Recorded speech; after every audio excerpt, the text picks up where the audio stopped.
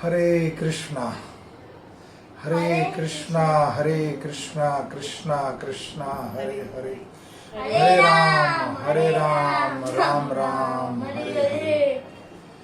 वृंदावन बिहारी लाल की जय, बांके बिहारी लाल की जय, कृष्ण बलराम भगवान की जय, निताई गौर सुंदर भगवान की जय, राधा श्याम सुंदर भगवान की जय, जगत गुरु श्रील प्रभुपाद की जय। हरे कृष्णा।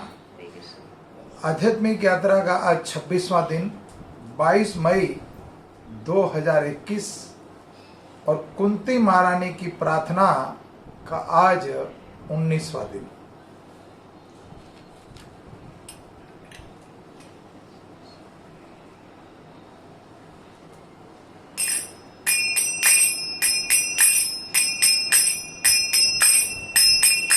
जय राधा माधवा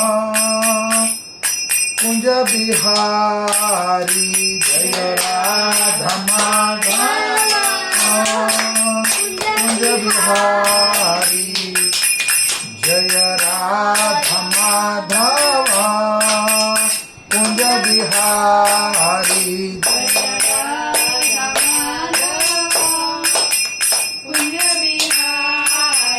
जय गोपी जन वल्लभा गिरवरधारी, गोपी जन वल्लभा गिरवरधारी, यशोदानंदन ब्रज जन रंजन, यशोदानंदन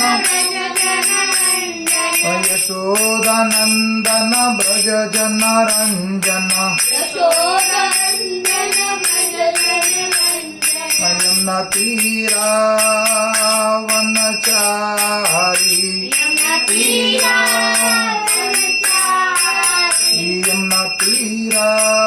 वनचारी, हरे कृष्णा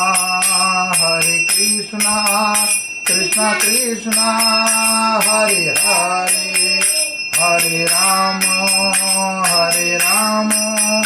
राम राम हरे हरे, हरे कृष्णा कृष्णा कृष्णा हरे हरे, हरे राम राम राम हरे हरे, हरे कृष्णा कृष्णा कृष्णा हरे हरे, हरे राम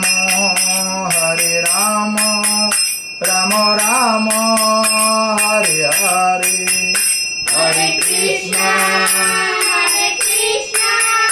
कृष्णा कृष्णा हरे हरे, हरे राम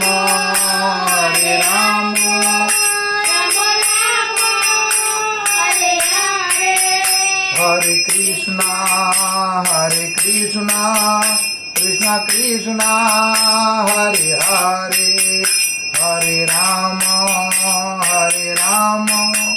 राम राम हरे हरे, हरे कृष्णा कृष्णा कृष्णा हरे हरे, हरे राम राम हरे हरे, हरे कृष्णा कृष्णा कृष्णा हरे हरे, हरे राम राम हरे हरे, हरे कृष्णा कृष्णा कृष्णा हरे हरे, हरे राम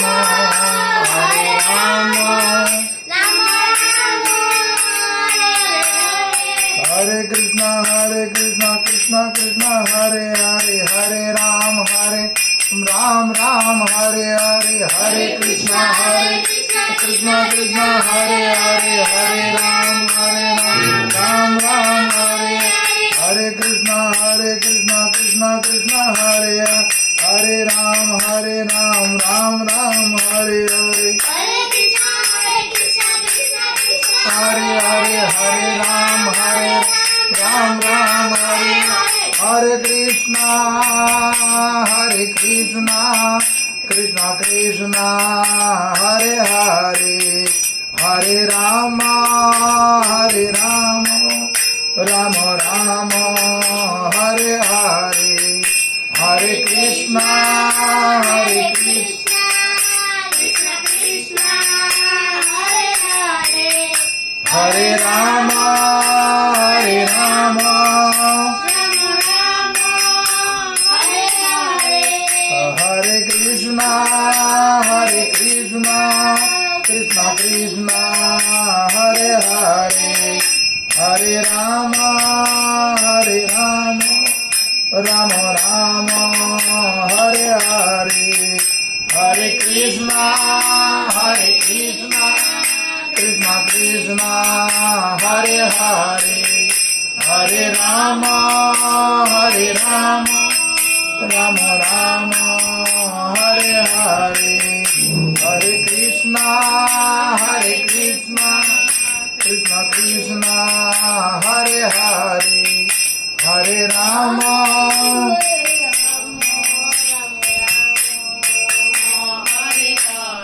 जय वृंदावन धाम वृंदावन धाम वृंदावन धाम जय वृंदावन धाम जय वृंदावन धाम वृंदावन धाम वृंदावन जय वृंदावन धाम जय कृष्ण बलराम कृष्ण बलराम जय कृष्ण बलराम जय गौरानिताय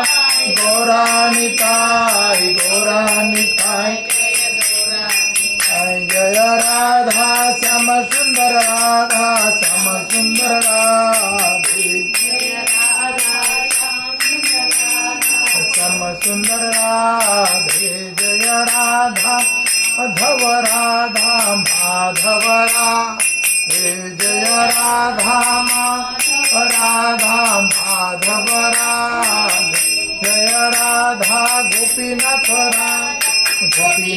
राधे जय राधा गोपीनाथ जय राधा मदन मोहन राधे राधा मदन मोहन राधे जय राधा राधिका रमन राधे जय राधा रमन राधिका रमन जय राधा गोविंद देव राधे जय राधा गोविंद देव जय राधे श्याम जय राधे श्याम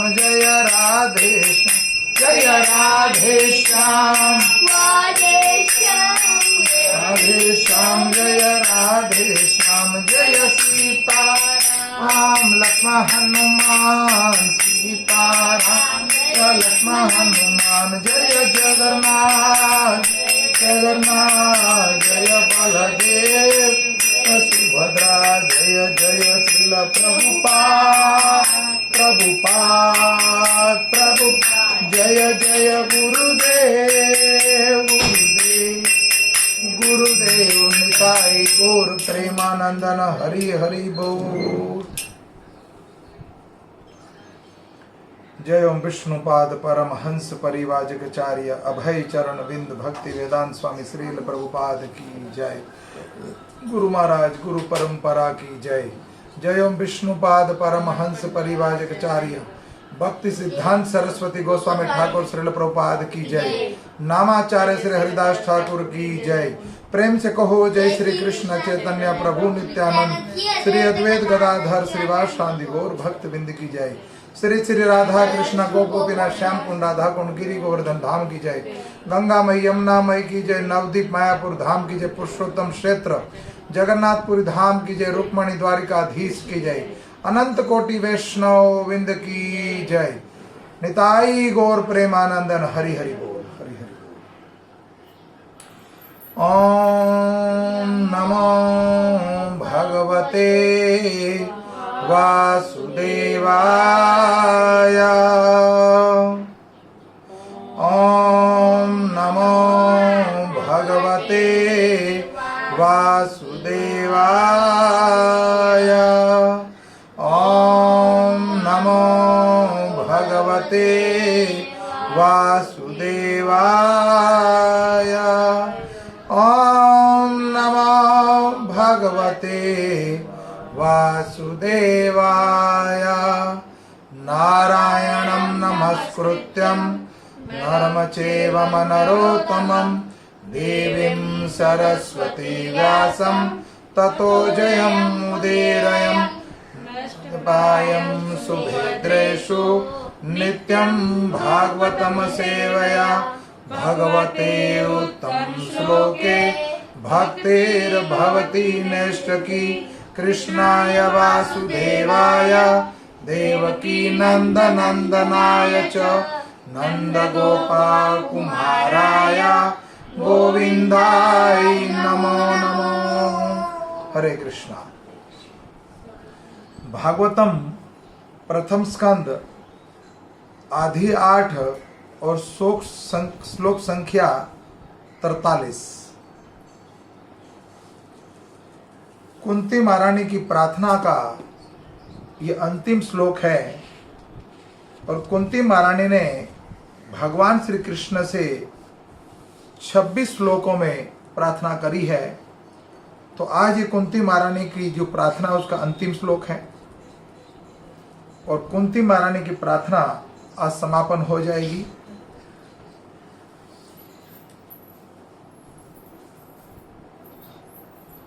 श्री कृष्ण कृष्ण सखा विष्णु वंश भावनी दुगा राजवंश दहना पववीर्या गोविंद गोविंद जरा जरा हर अवतार योगेश्वरा खिल गुरु भगवन् नमस्ते।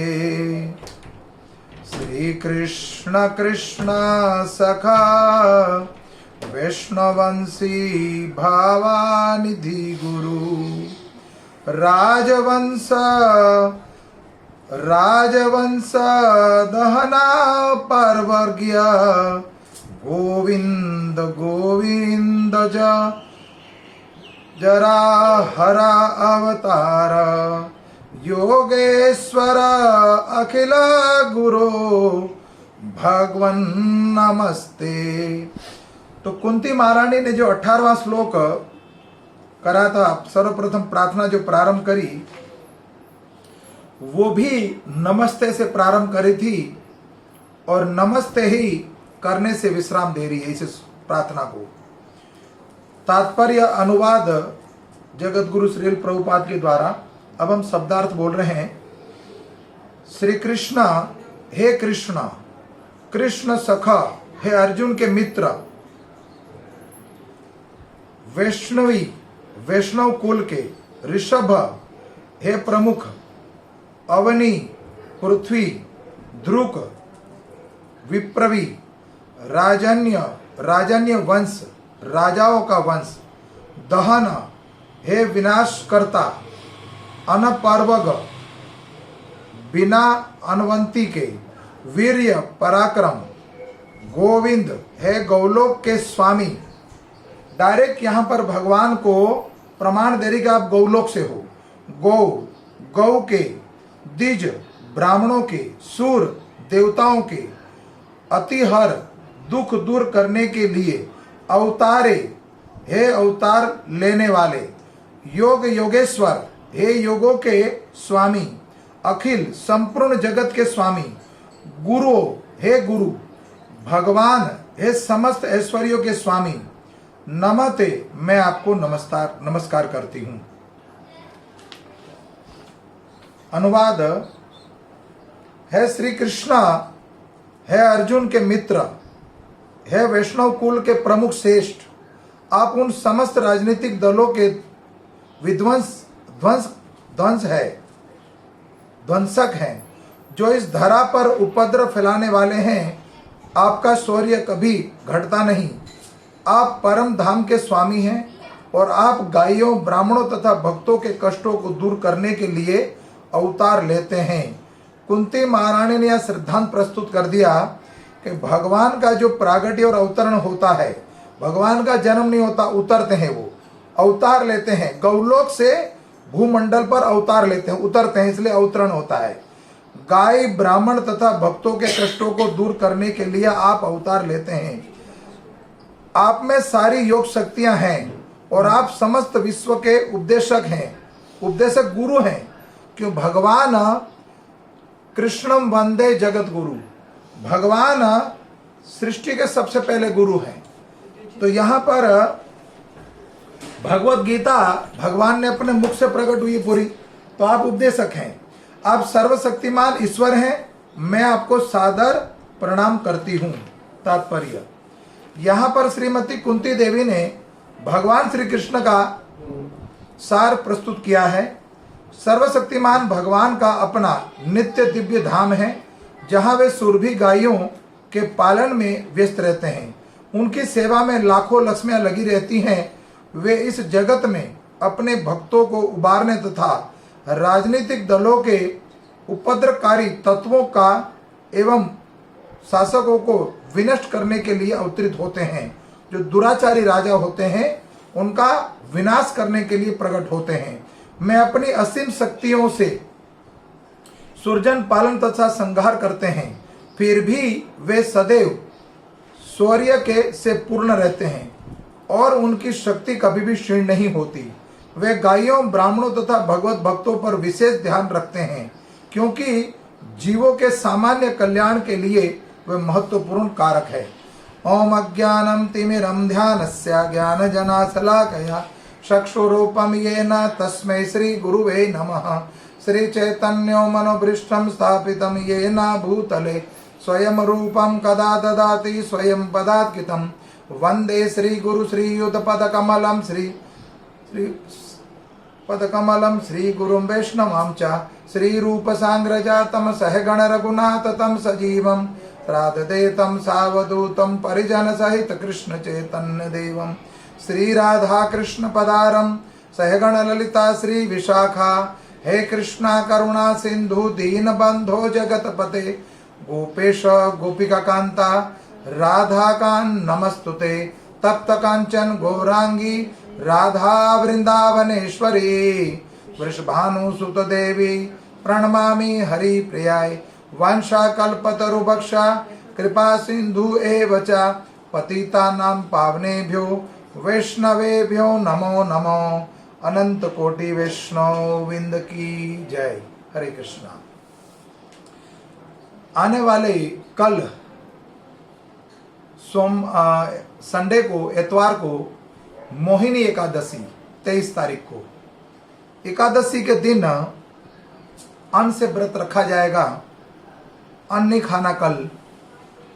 और मोहिनी एकादशी का व्रत है काल, और भगवान को अति प्रिय व्रत है ये, तो इसको माधव तिथि भी बोलते हैं।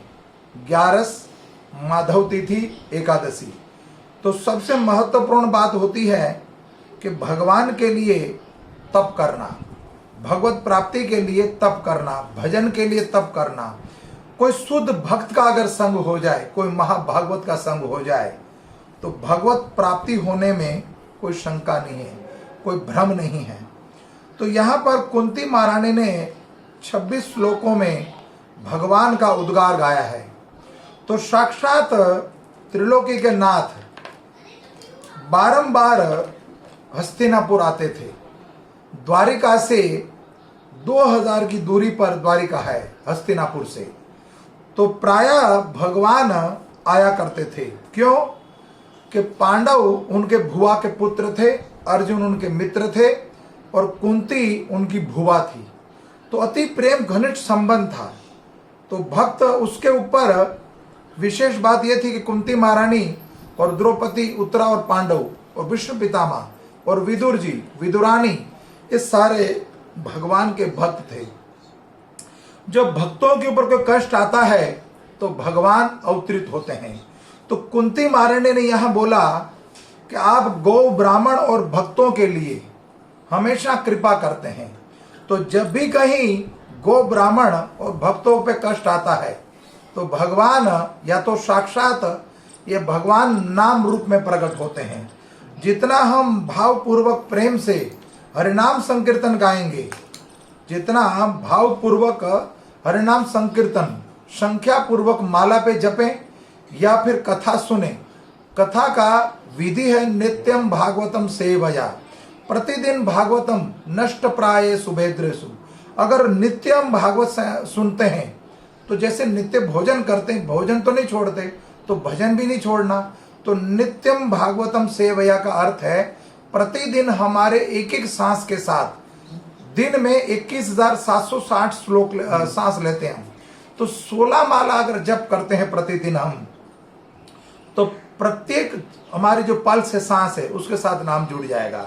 और मृत्यु अटल है, कब पता नहीं कब मृत्यु आ जाए। तो प्रत्येक सांस के साथ अगर नाम जुड़ जाएगा तो हम फिर पथ भ्रष्ट नहीं होंगे और डायरेक्ट भगवान के धाम जाएंगे। भगवत धाम जाने के लिए और कोई परिश्रम करने की आवश्यकता नहीं है। बड़ी तपस्या करनी, बड़ा यज्ञ करना, बड़ी यात्रा करना या कोई भारी सामान उठा लेना। आज के समय कली काल के अंदर किसी को बता दिया जाए कि मात्र आपने 16 माला जप करना है, बस।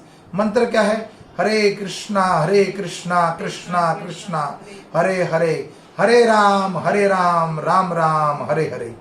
तो कलयुग में सरल लगेगा कि नहीं नहीं कुछ कठिन बताओ। हाँ, उसको बताओ कि तुम उल्टे पैर चलो और केदारनाथ या बद्रीनाथ की चढ़ाई जो उल्टे पैर चढ़ो और सर के बल चलो, तो उसको लगेगा हाँ शरीर में कोई कष्ट आया तो हमने तपस्या करी, भजन करा, उसका फल मिलेगा। तो वास्तव में ऐसा कुछ नहीं है। चैतन्य महाप्रभु साक्षात कलयुग में भक्तावतार के रूप में प्रकट हुए हैं। कलयुग का जीव जो है उस सामर्थ्य नहीं है तपस्या करने में, न यज्ञ करने में। अगर यज्ञ करना हो कलयुग में तो ये संभव नहीं है। कैसे? यज्ञ के लिए हवन समिधा, हवन सामग्री शुद्ध चाहिए, फिर ब्राह्मण शुद्ध चाहिए, फिर काल माने समय शुद्ध चाहिए, फिर स्थान शुद्ध चाहिए, फिर मंत्र उच्चारण भी शुद्ध चाहिए, फिर आहुति देने के लिए घी भी शुद्ध चाहिए। तो कहाँ ये प्राप्त होगा कलयुग के अंदर? न समय है, न काल है, न वो श्लोक बोलने वाला ब्राह्मण मिलेगा, न वो समिधा मिलेगी, न वो घी मिलेगा। नहीं हो सकता यज्ञ। फिर तपस्या, वो तो मनुष्य के देह के अंदर सामर्थ्य नहीं है। एक दिन के अंदर निर्जला एकादशी में हमारी नानी याद आ जाती है। अभी आने वाली है निर्जला एकादशी, जेठ अगले महीने में। तो तपस्या हम क्या करेंगे? नहीं हो सकती तपस्या। अर्चा विग्रहों की सेवा, द्वापर युग में अर्चा विग्रहों की सेवा माने मूर्ति पूजा। उस टाइम उसमें भी बड़े क्या कहते हैं, सिद्धांत है, विधि विधान से उनकी सेवा होती है। समय के अनुकूल ब्राह्मण दीक्षित हो, जनेऊधारी हो, यज्ञपवी हो, तब जाके वो समय मिलता और उसमें भी परिपक्व हो, तब वो अर्चा विग्रहों की सेवा कर पाएगा। तो महाप्रभु ने देखा कि कलयुग का जीव जो है बड़ा बुद्धिहीन होगा। कलयुग का जो जीव है वो बुद्धिलेस या ना कुछ याद नहीं रहता उनको। पहले तो लिपिबद्ध नहीं था, गुरु महाराज ने बोले श्लोक डाउनलोड हो जाता था, उस शास्त्र की आवश्यकता नहीं थी। आज हम श्लोक बोलते हैं तो शास्त्र की आवश्यकता है। तो बड़ी क्षीण बुद्धि होगी, हमारे पास याद शक्ति है ही नहीं। तो सरल उपाय बताया है प्रभुपाद के गुरु भक्ति सिद्धांत सरस्वती गोस्वामी ठाकुर ने 64 माला जप बताए थे, लेकिन प्रभुपाद ने डिस्काउंट करके हमारे लिए सरलता पूर्वक मात्र दिन में 24 घंटे के अंदर 16 माला जप बताए हैं। अगर ये 16 माला जप कर लेता है कोई ध्यान पूर्वक और ईमानदारी से, अगर भागवत में वर्णन है कि ईमानदारी से अगर पूरी भागवत का कोई पठन कर ले अपने जीवन में तो भगवत धाम जाएगा वो। ईमानदारी का अर्थ है कपट ना करे। कपट का अर्थ है इधर उधर मन ना भटकाए। भले साल में पूरी हो, 6 महीने में पूरी करो, लेकिन ध्यान पूर्वक भागवत सुने। ठीक उसी तरह कथा का जो पान है वो क्वालिटी चाहिए, क्वांटिटी नहीं चाहिए। और माला भी ऐसे ही, हम 64 माला कर रहे हैं, 48 कर रहे हैं, दिखाने की आवश्यकता नहीं है। अब 16 माला करिए, लेकिन क्वालिटी करिए। एक एक नाम ध्यान पूर्वक और संख्या पूर्वक।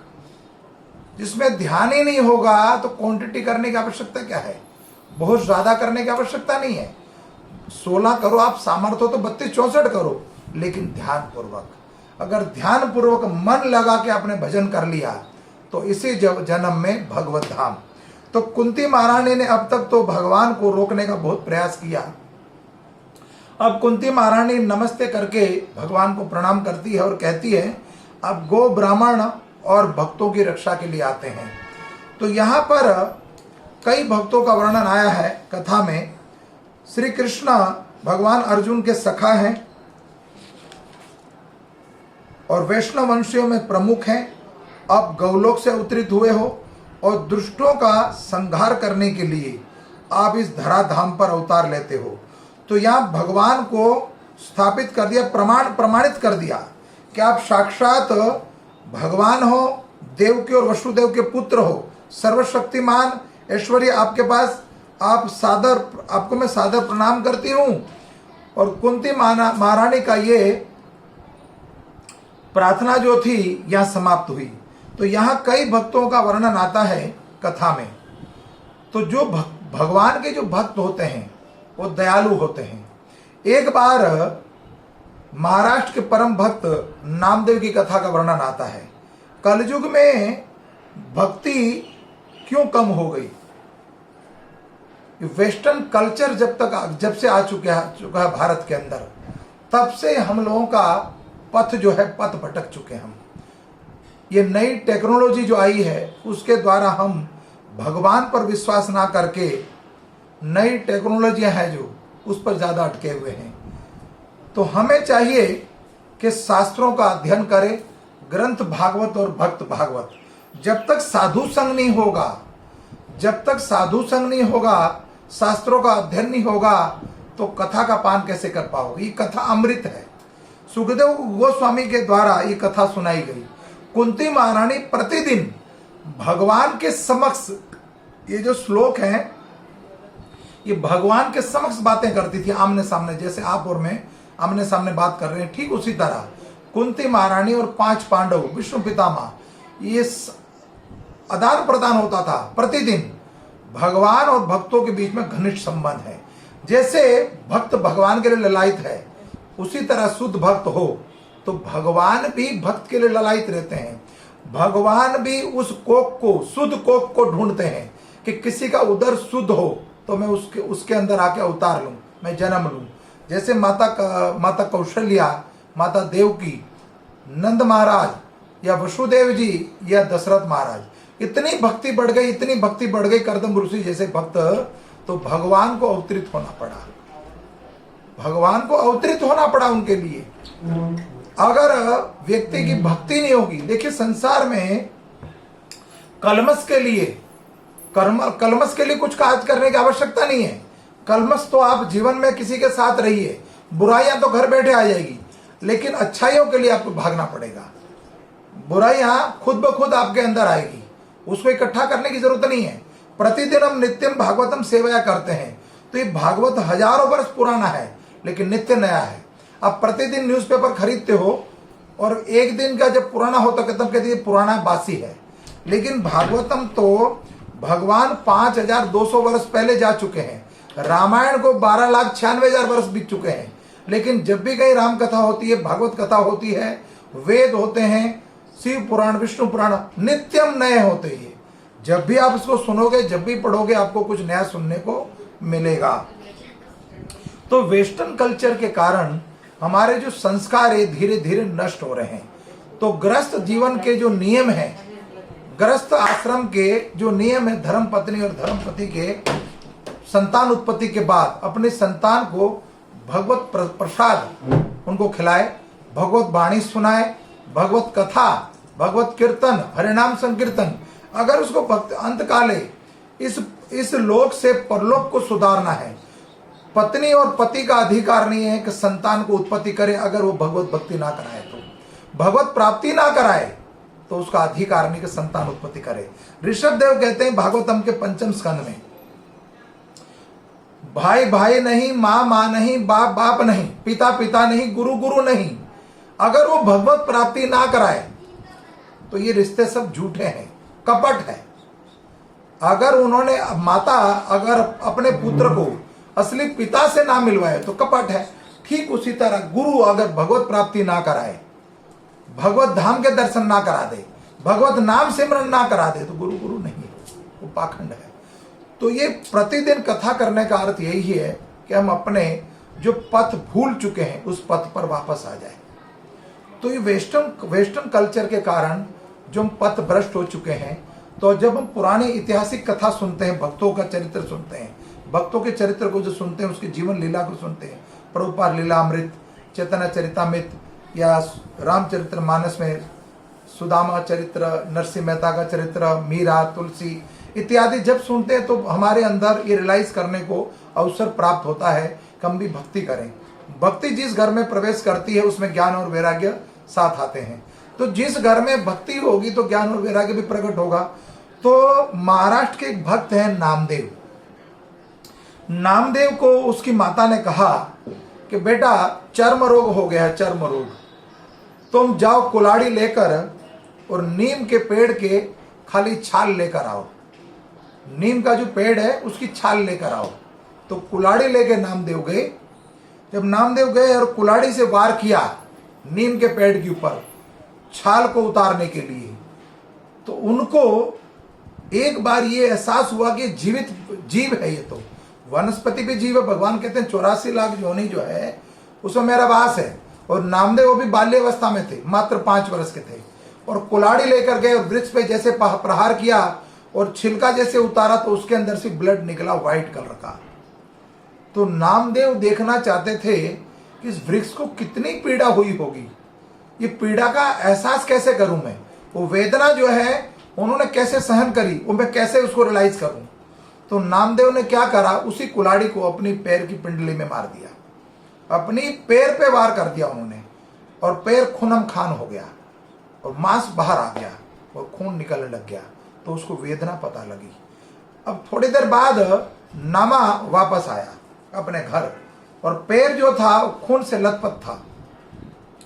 तो माता ने पूछा कि नामा तू तो नीम की छाल लेने गया था, क्या हो गया तेरे को, ये खून से लथपथ कैसे, किसी ने मारा तेरे को, किसी से झगड़ा हो गया, क्या करा तूने? कहता नहीं माँ, मैंने खुद अपने हाथों से कुल्हाड़ी मारी अपने पैर में। कहते हैं ना, हाथों से अपने हाथ से पैर में कुल्हाड़ी मारी। तो उसका यहाँ पर प्रमाण दिया है। क्यों? कि मैं देखना चाहता था कि किसी जीव को जब मारते हैं उसकी पीड़ा कितनी होगी, उसकी वेदना कितनी होगी। तो उसकी वेदना तो देखो माता, अगर किसी जीव को हम काटते हैं ये नश्वर शरीर को बचाने के लिए, तो ये ठीक नहीं है, ये हमारा अधिकार नहीं है। तो माता ने फिर पट्टी पुट्टी करके कुछ उनका इलाज किया, लेकिन नामदेव बाल्य अवस्था से ही भक्त थे। तो नामदेव की कथा में कई कथा है नामदेव की, ऐसे भक्तों के चरित्र, जैसे माता सबरी की कथा ले ले हम। सबरी का जब विवाह होने के लिए, सबरी विवाह योग्य हुई जब, तो माता सबरी अभी मात्र 14 वर्ष की थी और उसका मन नहीं लगता था घर में। तो एक दिन उसके पिता उनकी माता को कहते हैं कि सबरी जो है विवाह योग्य हो गई है, अब उनका जल्दी से विवाह करेंगे। तो सबरी के विवाह की जब तैयारी हुई तो उसकी माँ, सबरी की माँ ने सबरी को बिठाया अपने पास और उसके सर को बुहारने लग गई वो। तो सर को बुहारते बुहारते एक रूम के अंदर, एक कमरे के अंदर कई पक्षियों का कोलाहल सुना उसने। तो सबरी ने अपनी माँ से पूछा कि माता उस रूम से, उस कमरे से पक्षियों का कोलाहल सुनाई दे रहा है, तो क्या है वो? तब सबरी की माता ने बताया वो भील थी वो। तो भील परिवार में ये होता होगा ऐसा कुछ, पशु हत्या या पक्षी हत्या। तो उसकी माता ने कहा कि कुछ समय बाद, कुछ दिनों बाद तेरा विवाह है तो उस कमरे के अंदर जितने भी पक्षी को बंद करा है, उस पक्षियों को काटा जाएगा और तेरे विवाह में जो बाराती आएंगे उसको खिलाया जाएगा उसका मांस। तो सबरी भी वैराग्य था उनके जीवन के अंदर। तो वो उसी समय अपनी माता का हाथ छुड़ाकर भागी वहां से, और उस कमरे का, उस रूम का, महल का दरवाजा खोलकर सब पक्षियों को आजाद कर दिया और वहां से भाग गई वो। और पक्षियों की दिल से दुआ निकली कि हे सबरी, तुमने जिस तरह हमें आजाद किया है उसी तरह तुझे भी संसार से तुरंत ही भगवत प्राप्ति होगी। सबरी अब जाए कहां?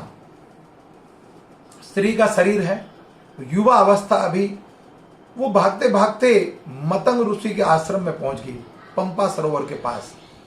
गुजरात में पड़ता है स्थान, डांग जिले में। तो वो भागते भागते पंपा सरोवर, जहां मतंग ऋषि का आश्रम था, वहां पहुंच गई। अब कार्य क्या करे वो?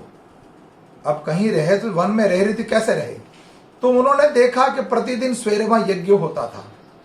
तो सबरी ने छुपकर सेवा करना प्रारंभ कर दिया। जहां यज्ञ होता था उस स्थान को प्रतिदिन झाड़ू बुहार करने लग गई।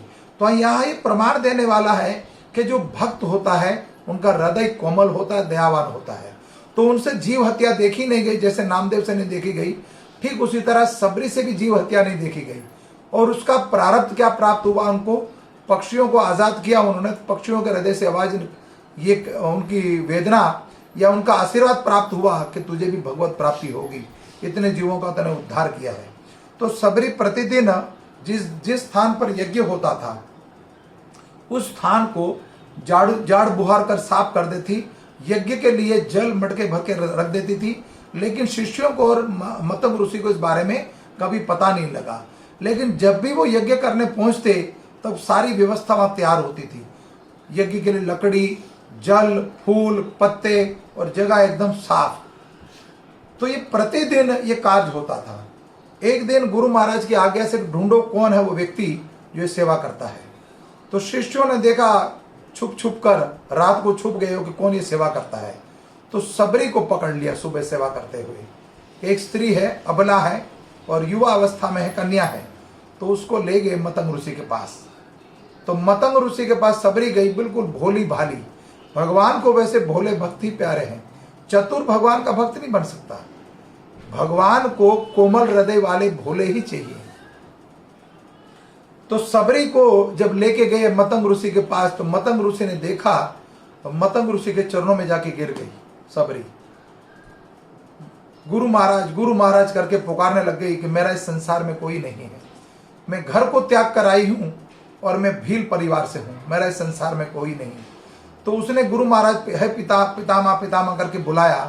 तो मतंग ऋषि ने उसको पुत्री कह के आशीर्वाद दिया कि तुम कन्या हो और मेरी पुत्री के समान हो। आज से तुम इसी आश्रम में वास करो और कुटिया बना के पर्ण कुटी में अपना वास करो। प्रतिदिन मतंग ऋषि की सेवा करती रही और यज्ञ के लिए हवन संविधा जो भी चाहिए था वो लाती रही। धीरे धीरे समय आया और मतंग ऋषि भगवत धाम जाने को तैयार। जब मतंग ऋषि भगवत धाम जाने को तैयार हुए तो सबरी उनके चरणों में गिर गई और भगवान के धाम जाने को तैयार हैं। तो अब सबरी कहती है, मैंने जो भजन करा उसका फल कैसे प्राप्त होगा और मुझे भगवान कैसे प्राप्त होंगे, मैं तो भगवान को जानती नहीं। तब सबरी को आशीर्वाद दिया मतंग ने कि तू भोली भाली है, तुझे तेरे घर स्वयं प्रभु राम चल के आएंगे। कौन राम? मैं तो राम को जानती नहीं, कैसे पहचानूंगी उसको? तब माता सबरी को आशीर्वाद दिया मतंग ऋषि ने कि सबरी तुझे पहचानने की आवश्यकता नहीं, खुद तेरे घर पे चलकर तेरी कुटिया में भगवान आएंगे। तो यहां पर गुरु मुखा पद्मा वाक्या चित्तते करी आख्या, गुरु के वचन को नित्य चित्तते करी आख्या, चित्त में धारण कर लिया, शंका नहीं करी। युवा अवस्था से लेकर 14-15 वर्ष की आयु से लेकर या 16 वर्ष की आयु से लेकर, भागवतम में पद्म पुराण में वर्णन है कि सबरी की आयु 10,000 वर्ष की हो गई थी। तेतरा युग था, सबरी की आयु 10,000 वर्ष की हो गई थी, लेकिन पथ भ्रष्ट नहीं हुई। कब आएंगे मेरे स्वामी? प्रतिदिन सबरी क्या करती थी? प्रतिदिन पर्ण कुटिया को सजा धुजा के रखती थी, गाय के गोबर से लीप के रखती थी, रस्ते को बुहार के रखती थी, दोनों तरफ फूल बिछाकर और कुएं से ताजा जल भरकर और वृक्ष से ताजे फल चुन चुन कर लाती थी। मीठे बोरे, खट्टे बेर को चक चक के रखती थी प्रतिदिन। और एक दिन भगवान अपनी भार्या को, माता जानकी को ढूंढते ढूंढते दंडक वन में, जो कल हमने आपको बताया था सीता नवमी के दिन, कि माता जानकी को लेने के लिए भगवान जब जा रहे हैं लंका, तो लंका जा रहे हैं तो रास्ते में कई ऋषि मुनियों के आश्रम आते हैं। तो ऋषि मुनि भी काफी समय से तपस्या कर रहे थे कि कब भगवान का आगमन होगा। और भगवान का वन जाना ये भगवान का ही इच्छा थी। माता कैकेयी के मुख से जो श्राप था 14 वर्ष का, ये वर इसीलिए प्राप्त करा था। अगर वो घर में रहते, वन में रहते, तो वो घर के राजा बन के रहते, लेकिन वन में गए तो बन गए। भगवान वन में गए तो संसार के लिए बन गए राम। जब माता कौशल्या ने पूछा कि राम क्या हुआ कि भरत को अयोध्या का राज्य दिया और मेरे पिता ने मुझे वन का राज्य दिया है, एक अकेले अयोध्या का राज्य नहीं दिया मेरे को, मेरे पिता ने तो मुझे वन का राजा बना दिया है, वनराज। तो भगवान का एक नाम है, वनराज भी है। तो भगवान श्री राम माता सबरी के आश्रम जाने के लिए जब जा रहे हैं तो कई ऋषि मुनि कहते हैं हमारे आश्रम में आ जाओ, हमारे आश्रम में आ जाओ। और सबरी के गुरु तो मतंग ऋषि तो जा चुके थे भगवत धाम। अब माता अकेली तपस्या कर रही थी काफी समय तक। तब ऋषि मुनियों को पूछ रहे सबरी माँ कहाँ रहती है। तब वो ऋषि मुनि कहते हैं कौन? वो भीलनी पगली। सबरी कहती थी माँ मुझे कहकर कौन बुलाएगा, मुझे माँ कहकर कौन बुलाएगा। तो साक्षात भगवान आए और भगवान ने कहा मेरी सबरी माँ कहाँ है। तो सबरी तो 10,000 की आयु हो चुकी थी, तो आंखों की पलक की जो ये पलक जो थी वो उठती नहीं थी उनसे, वृद्ध हो चुकी थी बिल्कुल। और पर्ण कुटी में भगवान के नाम का सिमरन कर रही है, हरे कृष्णा कृष्णा कृष्णा हरे हरे, हरे राम राम राम हरे हरे। और भगवान आ गए। जब भगवान के लिए वो पथ को सजा के तैयार रखती थी, फूलों की पथारी करके रखती थी वो, तब कोई ऋषि मुनि विनोद करता था उनसे, उस पथ पर चलने की तैयारी करता था। तो माता सबरी कहती मेरे ठाकुर जी के लिए अमन्या है। ठाकुर जी को जो भोग लगता है उसको अमन्या बोला जाता है, शुद्ध होता है। भगवान को जब भोग लगाया जाता है तब अपनी दृष्टि और इच्छाओं और सुगंध भी नहीं लेनी, इच्छा भी नहीं करनी, जिज्ञासा भी नहीं करनी प्रसाद में पाऊं, जब तक भगवान को भोग ना लग जाए। तो वो कहती सबरी की ये अभी अमन्या है, प्रसाद भी और ये फूल भी, मेरे स्वामी आएंगे। तो रघुनाथ आए, पति तपावन रघुनाथ दशरथ नंदन पधारे अपने भाई के साथ उस पर्ण कुटिया में फूलों की पथारी पर चलकर। और माता सबरी के पास जब पहुंचे तो माता सबरी तो पहचान नहीं पाई कि कौन। तब भगवान बोलते माता मैं राम, दशरथ नंदन राम। तो उसी दिन के इंतजार में थी, अटैचमेंट तो था, मात्र परिवार को त्याग कर आ गई थी। कल भी हमने 3 दिन पहले बोला था कि जिस घर में राम के स्नेह ही ना हो, भगवत भक्त ना हो, भक्ति ना हो, जिस घर में उस घर को त्याग देना चाहिए। तो सबरी का भी प्रमाण मिलता है। सबरी ने उसी समय जहां जीव हत्या होती थी प्रतिदिन, वो भील परिवार से थी। तो रामावतार में भगवान ने जो कृपा करी है, कोई श्रेष्ठ कुल के ऊपर नहीं करी, कोई ब्राह्मण को क्षत्रिय को वैश्य पे नहीं, शूद्र पशु पक्षी या निषाद या वानर या कोल भील या फिर सबरी या सुग्रीव बाली, कैसे कैसे जामवंत गीध जटायु मारीच, भगवान ने जो कृपा करी है, कांगभूषण जी गरुड़ जी, ये रामावतार में प्रमाण मिलता है। भगवान भक्ति करने के लिए कोई श्रेष्ठ कुल की आवश्यकता नहीं, कोई श्रेष्ठ गुण की आवश्यकता नहीं है, या कोई ऊंची एजुकेशन की आवश्यकता नहीं है। आप कोई अनपढ़ भी भक्त बन सकता है। तो माता सबरी भी अनपढ़ ही थी, गंवार थी, बिल्कुल कुछ नहीं आता था, मात्र हरिनाम संकीर्तन जानती थी। जिस व्यक्ति ने हरिनाम संकीर्तन भावपूर्वक कर लिया, नाम जाप जिसने कर लिया, वो डिप्लोमा कर लिया उसने। इस संसार से जाने के लिए कोई डिप्लोमा काम नहीं आएगा, संसारिक धन काम नहीं आएगा, ऐश्वर्य काम नहीं आएगा, बल रंग रूप कुछ भी काम नहीं आएगा, मात्र नाम काम आएगा। तो नाम को संग्रह कीजिए, दिव्य धन को संग्रह, दिव्य नाम को संग्रह कीजिए। और सबरी माता पहुंची। सबरी माता के पास भगवान पहुंचे और भगवान ने सबरी के जूठे बेर खाए। वो भाव था भक्त का और भगवान का। जब माता सबरी के जूठे बेर खाए उसके बाद भगवान ने माता सीता तक पहुंचने का रास्ता पूछा। तब माता सबरी ने बोला कि आगे कुछ दूरी पर पंपा सरोवर है और वहाँ पंपा सरोवर में वानर के राजा सुग्रीव रहते हैं। अब वहाँ जाइए और लंका पहुँचने के लिए वो आपकी मदद करेंगे। तो पंपा सरोवर वहाँ से थोड़ा दूर है। तो सबरी आश्रम आज भी जब जाते हो आप गुजरात में तो वहाँ पंपा सरोवर है डांग जिले में, और सबरी मंदिर बन चुका है बहुत बड़ा स्थान पर। और इस तरह से भगवान का संग हुआ और भगवान की कृपा से सबरी भगवत धाम गई। सियावर रामचंद्र भगवान की जय। भगवान के जब ये मीठे बोर खाए भगवान ने सबरी के जूठन, तो भगवान जब अयोध्या वापस गए तो माता कौशल्या ने भगवान राम से और लक्ष्मण से पूछा कि क्यों रे लक्ष्मण, तू बहुत कमजोर हो गया है। तो ये राम तो कमजोर दिखता नहीं, तूने किसी का झूठा खाया क्या वहां पर? तो लक्ष्मण जी कहते हैं कि मैंने नहीं, इन्होंने खाए हैं। मैंने नहीं, इन्होंने जूठन खाई है, मैंने तो नहीं खाया। और लेकिन लक्ष्मण जी ने जो जूठन फेंकी थी, जो जूठे बेर समझकर सबरी के जो जूठे बेर थे, वही संजीवनी बूटी बनी थी। और वही भगवान आज्ञा देते हनुमान जी को कि संजीवनी बूटी लेकर आओ। तो वही पंपा सरोवर से, जहां पर वो सबरी का आश्रम है, वहीं से वो संजीवनी बूटी मिली थी। और फिर वो लंका लेकर गए, हनुमान जी आए थे। तो हनुमान जी, लक्ष्मण जी कहते हैं माता को कि मैंने जूठन नहीं खाई किसी की, लेकिन इन्होंने तो भीलने के जूठे बेर खाए हैं। तो भगवान राम से पूछा, क्यों रे? माता कौशल्या पूछती, क्यों रे तूने भीलने के जूठे बेर खाए? तब भगवान राम कहते, माँ मैंने तो भीलने के जूठे खाए नहीं बेर, मैंने तो आपके जूठे बेर खाए। मैंने तो उस भीलने के अंदर भी आपका स्वरूप देखा है। एक समय के लिए भी वियोग नहीं हुआ मेरा आपसे, एक समय के लिए भी मेरा वियोग नहीं हुआ है आपसे। तो मुझे तो वो भीलनी सबरी के रूप में भी आप ही दिख रहे थे। तो लेकिन फिर भी भगवान कहते हैं कि सबरी के बेर जूठे जैसे हैं, जो स्वाद उसमें है वो कौशल्या के हाथ के प्रसाद में नहीं।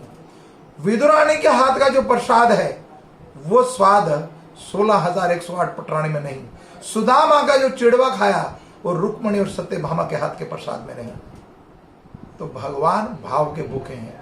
भगवान भक्त मात्र पत्रम पुष्पम फलम तोयम, भाव से दे दे, भगवान कहते मैं उसका ऋणी हो जाता हूं। तो भगवान भाव के भूखे हैं। कुंती महारानी की प्रार्थना को यहाँ विश्राम देते हैं। और कल प्रारंभ होगा युधिष्ठिर महाराज का शोक। कौरव पांडवों का युद्ध समाप्त हुआ है और युद्ध समाप्त होने के बाद यहाँ पर 8 श्लोक या 10 श्लोकों में उन्होंने शोक प्रकट किया है और राज सिंहासन लेना नहीं चाह रहे हैं। तब भगवान श्री कृष्ण उनके पितामह विष्णु पितामह के पास लेके जाएंगे। तो यहाँ पर सूत गोस्वामी ने कहा, अपनी महिमा का वर्णन में सुने हुए शब्दों से कुंती द्वारा की गई प्रार्थना सुनकर भगवान मंद मंद मुस्कुराए और ये मुस्कान उनकी योग शक्ति ही समान मोहक थी। इस तरह से श्रीमती कुंती की प्रार्थना स्वीकार करने के बाद भगवान ने हस्तिनापुर के महल में प्रवेश करके अन्य स्त्रियों को अपने प्रस्थान की सूचना दी, लेकिन उन्हें प्रस्थान करते देखकर राजा युधिष्ठिर ने उन्हें रोक लिया और अत्यंत प्रेम पूर्वक याचना करी। तो ये कथा हम कल करेंगे। धन्यवाद।